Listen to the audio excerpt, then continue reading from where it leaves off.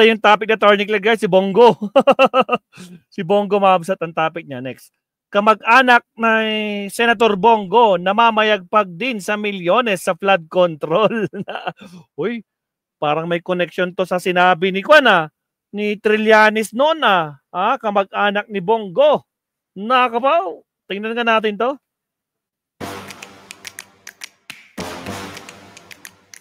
Nakapaw, wait lang Wait lang.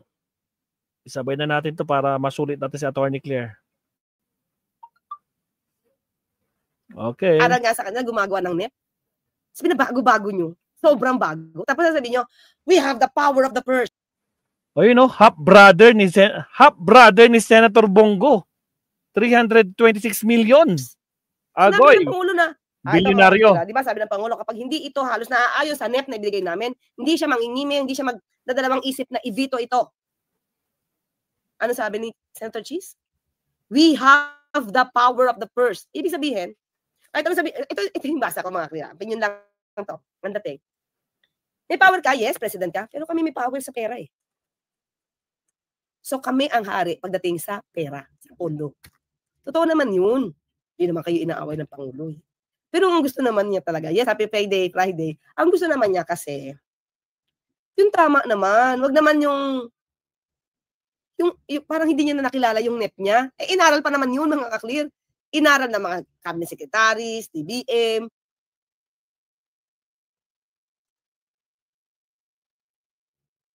Economic team, ni Pangulo. Inaaral yun eh. Babaguhin nyo. Tapos bigla sabi nyo, we have the power of the purse. Diba? Di ba kayo dapat kayo nagtutulungan? Okay, pwedeng nagsasalpukan, tapos ang magpe-prejudice dito, taong bayan. Sabi nga ni Secretary Amena, Pangandaman ng DBM, kapag nilagay nyo sa program yan, tapos hindi nyo ma-justify, ba't kailangan yung program mo? Matatagal lang mag-release ng pera because you have to justify, kailangan pang, diba? Kailangan pa ng mga dokumento. Ng SARO. Diba? Ito yun. Kaya nga yan nilagay. Kasi yun na yung napagpasyahan na magiging proyekto ng gobyerno. Tapos babaguhin nyo. So, paano gagamitin ng Pangulo yung pondo? Kung itong pondo niya, halimbawa lang mga tourism. Halimbawa, nilagay ng tourism doon, halimbawa lang para mas maganda yung tourism natin. Tapos sinisisi niyo yung tourism, tapos hindi naman kayo nagbibigay ng pondo. Diba? Magkano ba binigay na pondo kay Secretary Prasco? Sige mga kakli, tanongin nyo yung Kongreso, magkano binigay yung pondo sa tourism? At yung pondo ba na yung kayang pagandahin talaga? Yung mga projects saka mga ads ng turismo? Tanongin nyo lang. Diba? Hindi kayo pwedeng manghingi na magandang trabaho kasi wala kayo masyadong pondo. Unless, talagang dapat nyong hindi ibigay ng tama kung hindi naman kayang i-justify. Diba? Na hindi pumapunta sa inyo, hindi pumupunta sa inyo, tapos I will forgo, ay mahirap talaga yun. Happy birthday, yun, may happy birthday. Sino happy birthday to my sister Anita Ilarde, Alipaw, pag-actor ni Kret. Mula kay Elena, Ilarde, happy birthday kay Sister Anita Ilarde. Happy birthday to you. Birthday. Ito, hi, Attorney OFW sa Bermuda, always watching. Pakibati naman po, Noemi ang name ko. Noemi! Happy birthday to you. Hello, and happy watching. Ito pa, from Okayama, Japan, si Ivy Ishino. Birthday ng kuya ko. Si Hernando Unarce. Kuya Hernando, happy birthday to you. Dami nag-birthday ngayon. Payday pa naman. Ako, sana nag-treat sila. May payday pa ngayon? Republic. Ayan, Palaboy. Uy, maganda daw yan, Bucket list yan.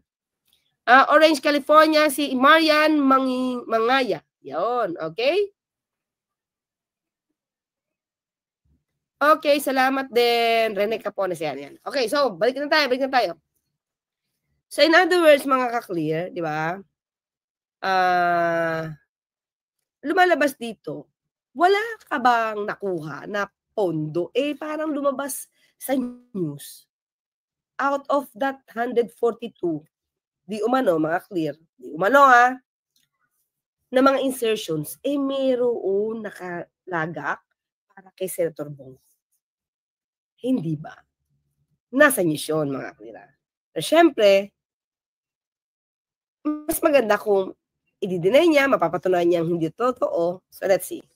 Doon constructed ang majority ng nasabing projects ng Alfrego sa Davao del Sur. Una nang na-flag ang nasabing kumpanya noong 2018, kabilang ang CLTG Builders. Totoo naman, mga ka-clear, kasi alam mo, ito yan lumalabas sa investigasyon ng panahon ni dating Pangulong Duterte. Ito construction na to, companies na to, CLTG, saka Alfrego, na mayagpag din. Tapos hindi naman ganun kalaki yung kanilang kapital. Hindi ganun kalaki yung kapital nila. Pero nakakakuha sila ng big projects. Bakit? Bakit sila nananalo sa mga bidding? Tanong lang. Di ba kung ikaw mga kuya papagawa ng bahay, magpapagawa ka, di ba parang mas kampante ka na alam mo na yung maggagawa ng bahay mo, eh alam mong may kapital na sapat. Parang hindi siya parang overnight. Ano yun? Fly by night. Diba? Fly by night na mga kumpanya. Hindi ko masasabing fly by night yung kanila ha. Inaano ko lang. Ibig sabihin, kasi kung maliit lang yung kapital mo, paano mo yung band mo? Paano mo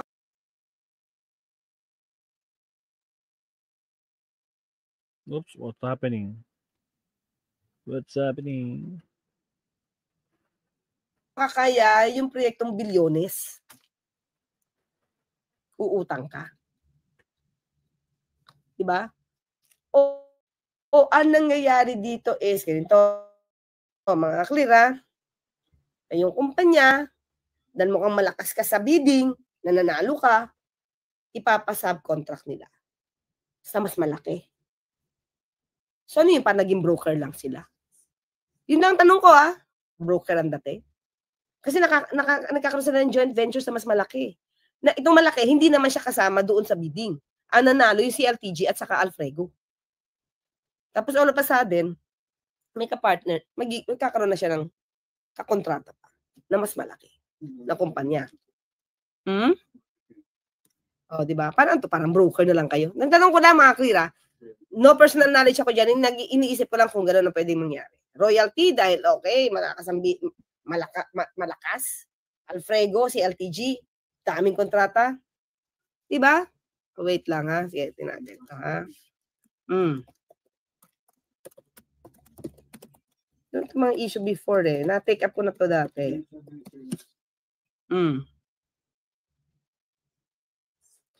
Wait, mga ito.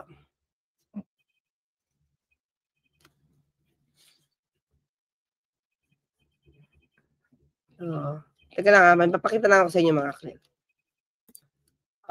Wait lang. Ito dati pang Brita. Pero at least makonect lang natin. Makonect lang natin. Firms. Attorney, sa mga congressman naman, ano comment mo tungkol sa flood control? Kem Tanukol. Iniimbestigahan to, mga ka-clear. Kaya nga nag-start sa contractor kasi dyan mo makikita sino yung hindi pa nga nagsasalita ang Pangulo kung sino pwedeng involved na politiko kasi iniimbestigahan. Pero ang dami nang umiiyak. Ang dami na nagtuturo. Di ba? So from there, pwedeng, mapiga yan. Sige. Kaya lang ang problema nito, si Bongo kasama, mabasat, no? Kaya ayaw ayaw magpadalos-dalos ng Pangulo dito. Hindi siya yung tipo no dati, ng mga nakaraan na may damay na sila dyan sa Senado. Matrix, tapos pala, wala palang ebidensya. Press release lang. So, ang gusto dito ng Pangulo is, bago magsalita, ma-pinpoint kung sino yung involved dito.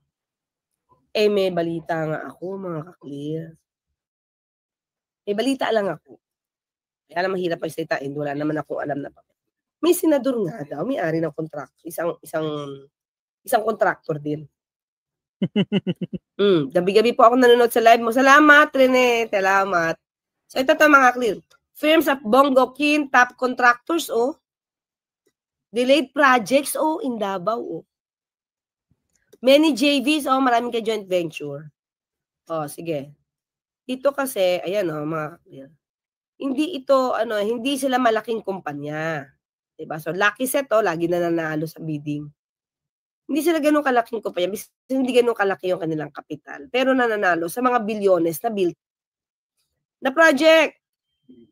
Diba? Duterte offered Davao Region 11 a dose of double dove. 43.77 billion in infrastructure funds. Kaya nga, bakit nga ba naging proyekto talaga? Build. Okay?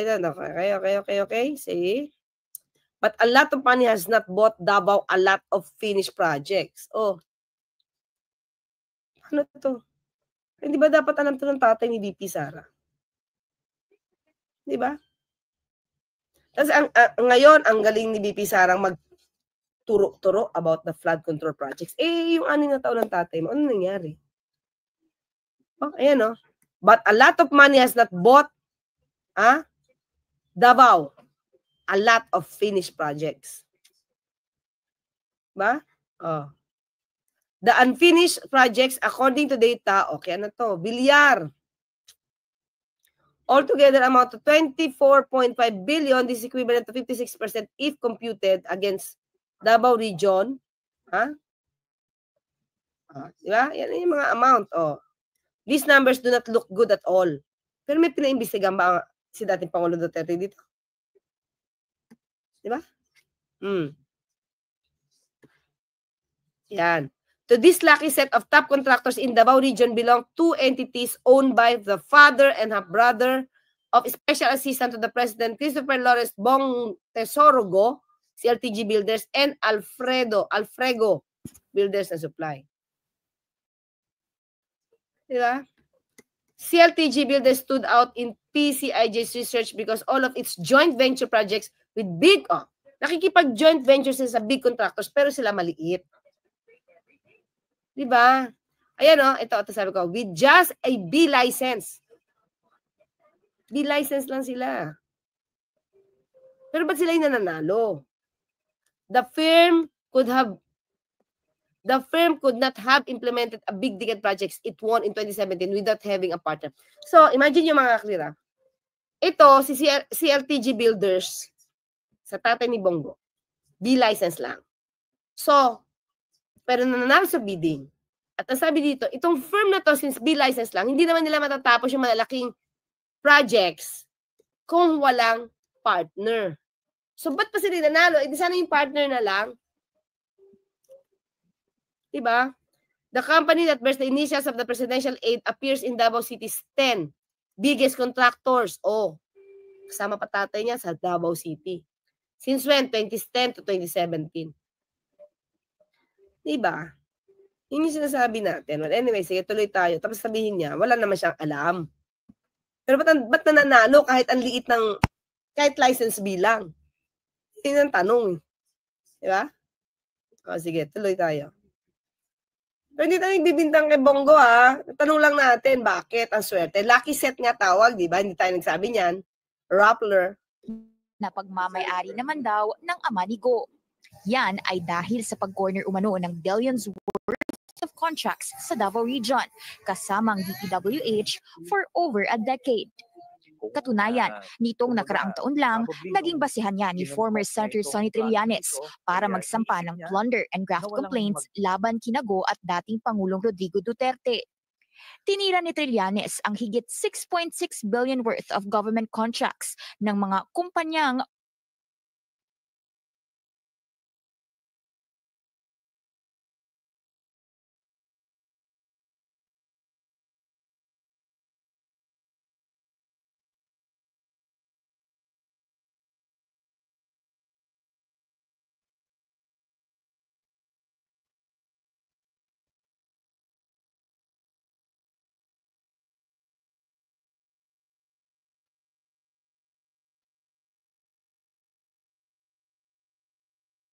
Mike.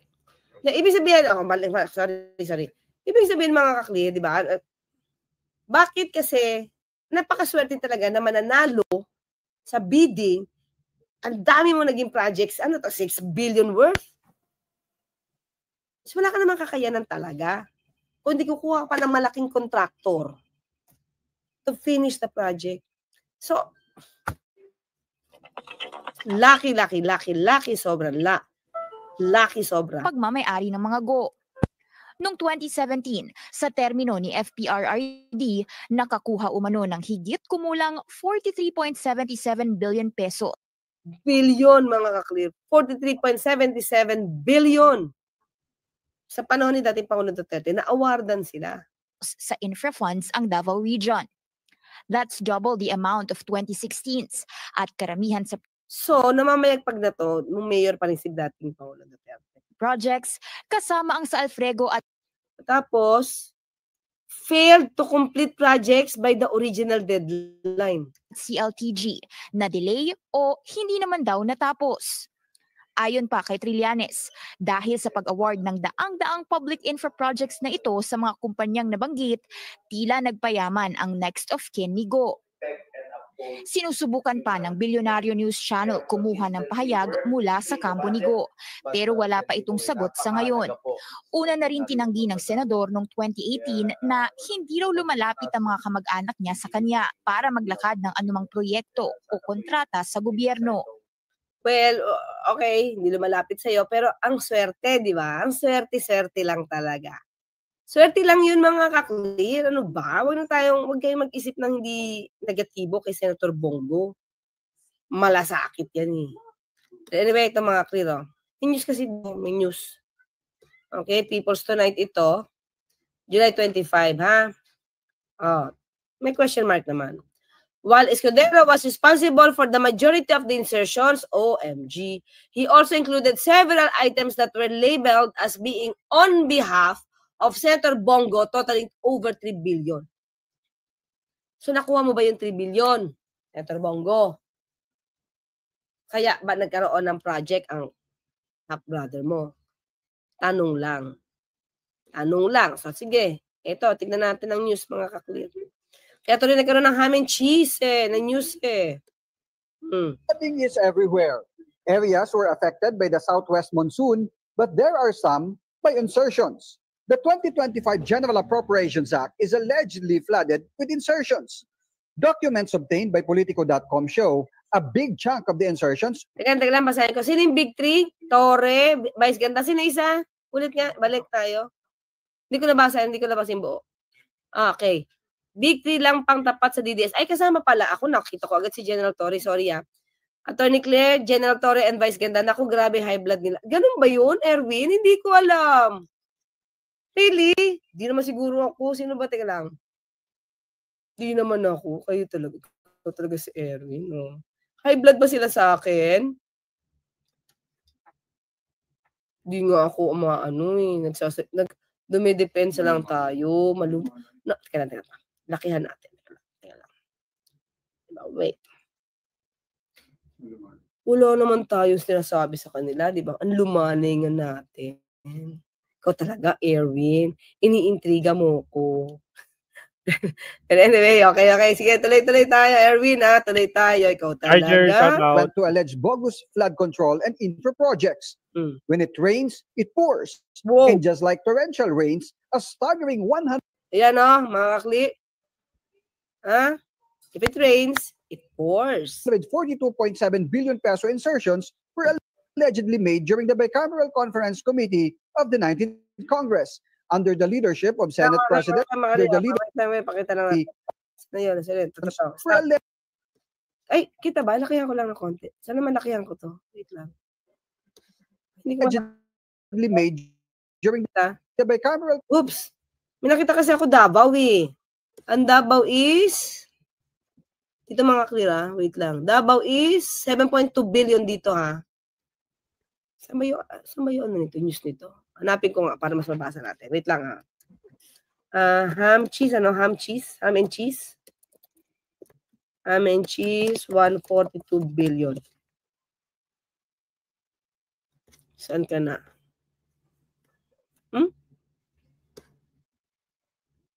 Ala? Cheese, 142 insertions. Bilyonaryo yun eh. Saan na yan? 66 cheese. Politiko. Ito. Okay, siksik. Ito. Pakita ko na lang mga clip para mas maliwanag. Hindi ko ito take up dati. But anyway, na-news na kasi. Share ko lang. Mamaya na yung video. Oops. Yun. Kita ba? Yan. Yan kita. So, dito, the lion's share of Escudero's insertions went to political allies and home turfs. Wow, Bulacan, kalumpit. So, sino to? Oy, Senator Joel. Wala ka sa kalumpit kanina. Bulacan, senator nyo, oh. May nakuha daw, oh. Magkano? The largest chunk with 12.8 billion. Totoo ba to, Senator Villanueva? Ha? Nakita na natin yan. Davao City dyan, lagi baha. Yung project ng mga Go, lugar ng pinsan ko. OMG, Senator Go. Baloloy Kid. Sige. Baluloy, kukunan ko to ha, pero hindi ako pwede mag-report ito. Ikaw na mag-report nito ha. Isuot mo agad. Baka may picture ka, mas okay to. Diba? Yung mga meron alam dito, tulad niyan si Baluloy ha. Kahit di nyo nalagay yung buong pangalan nyo, lagay nyo lang, Baluloy or whatever. Hindi kailangan lagay pangalan. Kung natatakot kayo. Picturean nyo para mas maganda ha. Okay. Si Villanueva, a close ally of Escudero, is reportedly poised to reclaim the post of Senate Majority Leader if Escudero formally assumes. Ulit. Is reportedly poised to reclaim the gusto niya maging Senate Majority Leader. Tingnan natin ha. So ito, bumaliktad na siya from Subiri to Escudero. Kasi bakit? Siksik-liglig. Ano lang yun mga kira? Siksik-liglig ba? O Davao. Davao. Yung Bulacan. Ayun na pala, Bulacan. Ito na 12.8. Okay? Sumunod, Mindoro. Sumunod, Batangas. Ito, Davao. Ito ba? Ito ba yung kay ano? Pero 7.2 billion lang to. So, yung own province Escudero got 9.1 billion. Okay? So, tanong lang naman natin, sige, balik tayo. Okay? Balik tayo sa video. Balik tayo sa news. Paktay na naman. Balik tayo sa news. Tayo ni Conese, laging baha sa kalumpit. Kaya nga, during the Bicameral Conference Committee of the 19th Congress, under the leadership of Senate President Francis Escudero, which he defended in one of his press conference at the Senate. May mga proposed amendments ang mga senador at ang mga mambabatas sa Kamara man o sa Senado na dumaan sa proseso ng amendments. Sabi, yung PhilHealth sa inyo lang nawala Sa House, meron pa daw yung 74B, yung subsidy. Nasa NEP, mga kakli, nasa NEP. Nasa NEP. Ibig sabihin, nandun yung sa proposal ng Pangulo. Sa NEP National Expenditure Program. Tinanggal nila. Senator Cheese. Sinabi namin ni JB Senator JB. Si Senator JB, meron din ba kayong alam sa ganito mga klaseng kontrata? May kakilala ka ba, Senator JB, na may-ari ng isang firm? Kumbaga, may kilala ka bang contractor na senador, Senator JV? Tanong lang naman, Senator JV, baka may alam ka na. Pero hindi naman involved sa flood control, maanomalya, okay lang. Pero kung may alam ka na involved sa paggawa ng flood control project, Sabi mo na sa Pangulo. Sino yung senador na baka maaari-may-ari ng firm? Well, anyway, sige, ito ha, kasi mga klito, in-explain ko sa inyo kahapon, di ba, yung PhilHealth, talagang ginastify ni Senator Escudero ni Cheese na walang kakwenta-kwenta yung mga nagmamali sa PhilHealth. Kaya, total, may pera kayo, tanggalin na namin yan. Saan nadala? Saan napunta? Ang program? Kung saan mang lugar yon, nakalagay naman sa budget lahat. Oh, pero diba? Namimilipit si Senator JV about the PhilHealth funds, tapos sabihin niya dumaan lahat sa proseso. Escudero is right. More than 12 billion pesos were allotted for infra and flood control projects in Bulacan. Oh, admitted, mga ka-clear, 12 billion sa Bulacan. Admitted. So, talaga may insertion silang ginawa. Bahang-baha. Matuturing ba? Flood control. Ayoko magsalita, mga clear. Ito ba? Pangit kasing sabihin yung traidor sa presidente. Ayoko sabihin yan, mga. Diba? Projects in Bulacan. Another projects in Bulacan were allotted. Escudero is right. More than 12 billion pesos were allotted for infra and flood control projects in Bulacan. Another more than 9.1 billion peso went to his hometown, the province of Sorsogon. But Senator Joel Villanueva, who is from Bulacan, belied that there are such infra and flood mitigation projects in his province. Hope it's true. But our Bulacan district engineers say it's not. I am sure DBM and DPWH would be the right agencies to answer this question. Teka lang. Kayo nag-insert. Diba? Nagtuturuan na. Nagtuturuan na to. Wala na yan, attorney. Wala ba? Alam mo, makaklima, dapat talaga maimbestigahan kung itong si Senator Villanueva may kinalaman sa construction. I mean, nung mga flood control projects. Pero sabi nga nila, hindi naman pipirma yan. Pero dapat makita natin. Meron man dapat maamoy? By the Bulacan DPWH, and he will raise the issue during the budget deliberations in the coming months. If Bulacan didn't have the projects specified at the 2025 GAA, the isa na po na yung 12 billion. Question now is, where did the budget go? Ay, hindi pala tanong niya. Nakakagulat nga eh. May 12 billion, umami si Senator Cheese. Saan napunta? Kung dinidili naman ni Senator Villanueva. Tito Soto, returning senator for 20th Congress, wanted to straighten the mangled 2025 national budget come regular session. He made sure whether he will be in the majority or minority bloc to make things right for the 2026 national budget. So, mga ka-clear,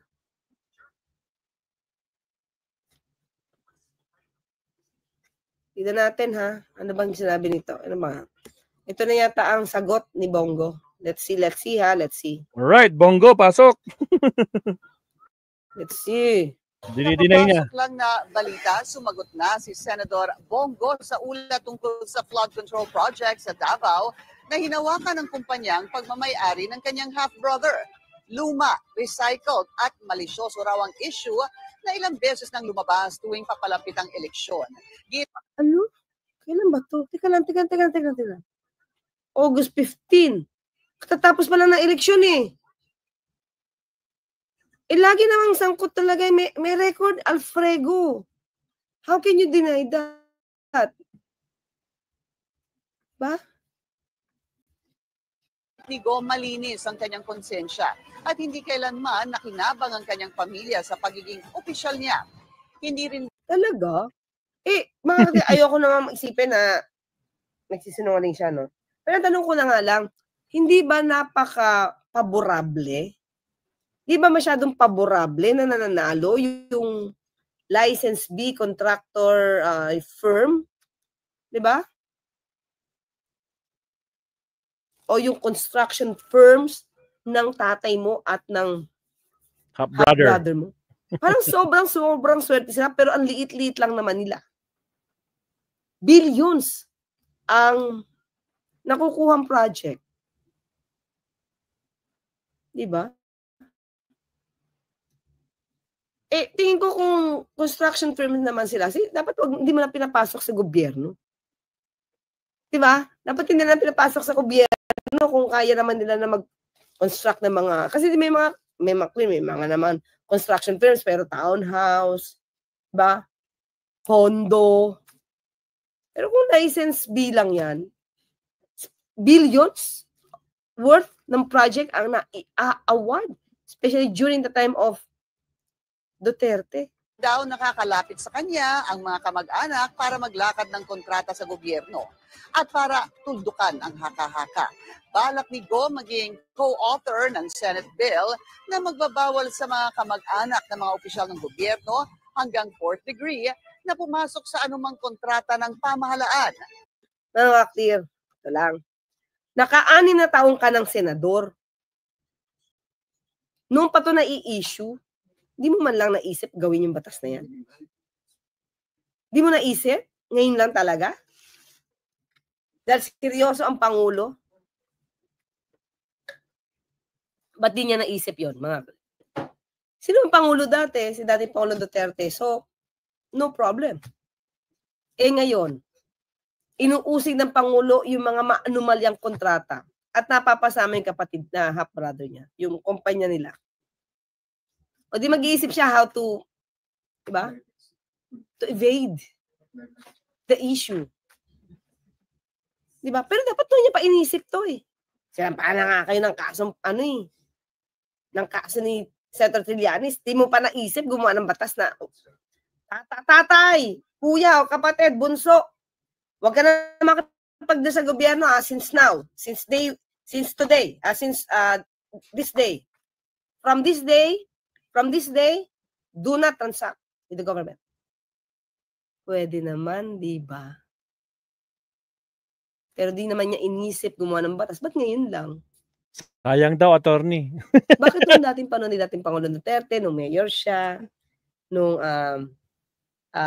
presidente siya, hindi mo naisip. Tanong lang naman, kayo talaga, huwag kayo masyado malisyoso. Malisyoso kayo eh. Ha? So, yun lang mga ka-clear, ha? Talaga. Salamat po. Ulit, ha? Thank you po kay Randy Rubiales and Nanay, Food Tech Alma. Thank you sa sticker. Masarap Yun. dati si attorney. Okay? Sayang, attorney. So, yung building ng JIL na sinasabi at Eduardo, dahil yun sa pondo ng tithes ng ministry, hindi ng government. Si Joel, kung nangungurakot siya sa gobyerno, siya yun, hindi ang church. Bakit? Len? Hindi naman hindi po issue si JIL. Yun lang sa flood control lang po. So 12B daw eh. 12B. si ano nagsabi? Senator Chise. Pero dinidila naman ni Joel. Secretary Joel. Senator Joel. Well, anyway, muli nasa rin pa na to. Ito. 3 billion. Ulitin natin, ha?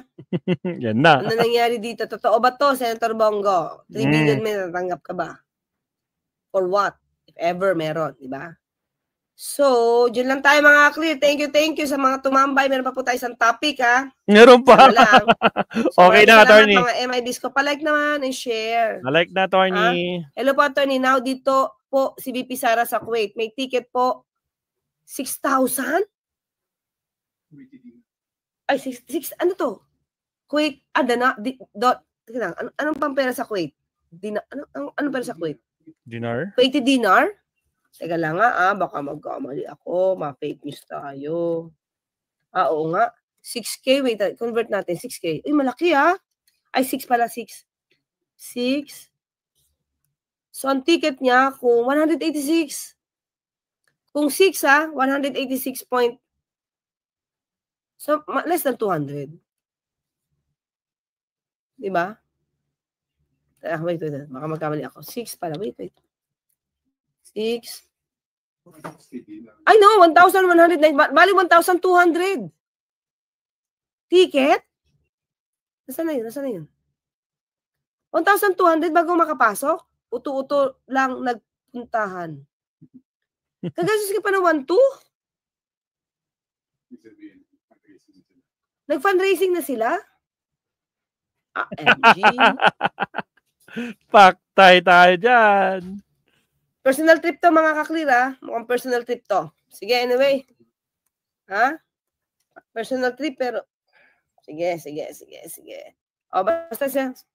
See you Noel mga kaklir. Meron pa po tayong topic. Bye! Bye-bye, attorney. Salamat po. Alright, mga kabsat. Grabe, no? Lahat sila may mga kwan na, guys. May mga kanya-kanyang problema sa Senado. Tungkol lahat sa mga anomaling project, di ba? Infinite streams. Gusto na dyan sa Cebu.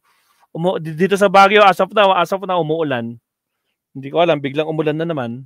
Ngayong gabi. Itong oras na to, as in mag-11 PM na umuulan po dito sa Baguio City, Mapsat. Elican del Carmen, di makapunta sa sementeryo, lalo na baha, sabi nyo. Talaga lang ha, sabi naman nila.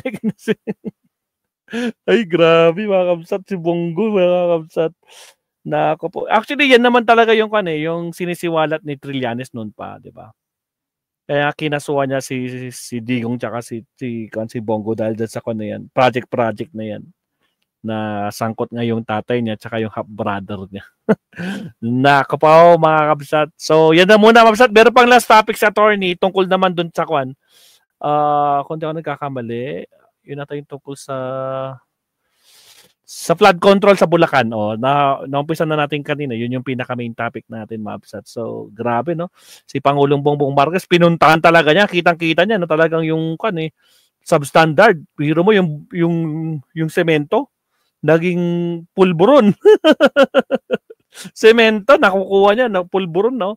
Tapos meron ng parang nagbuong island na doon ng mga halaman. Kung hindi nagkakamali, parang water lily yata yun. Grabe na, Sir Tony. Ay, nako, mama problema dyan. Si Saint Timothy, tsaka Saint, sino yung isa? Dalawang Saint yun eh. Na kumpanya. Nako po. But anyway, again, pag-usapan na lang natin bukas yung dapat pag-usapan kasi may hahabulin ako ngayon na mga assignment kasi deadline ng grades bukas. So, patatapusin ko siya ngayon. So, all good na. Salamat ako hanggang sa muli. Kita-kits tayo sa Nintech Tribe at shoutout kay Zoe, kay Infinite, kay Ryan Canese, kay Elican del Carmen, kay Charger, kay Sir Tony, Stimil, Jenny Ramos, Michael Pangan, Rani Sierra, May Vlogs ako, Teresita Urbano, Saint Benedict, at sa lahat po ng mga nandito. Sa hindi ko nabanggit, good night mga kabsat kasi mag-aalas 11 na po. Hanggang sa muli, kita-kits tayo sa ating next live stream. Maestro Paul, isa niyo. Paalam po, bye-bye.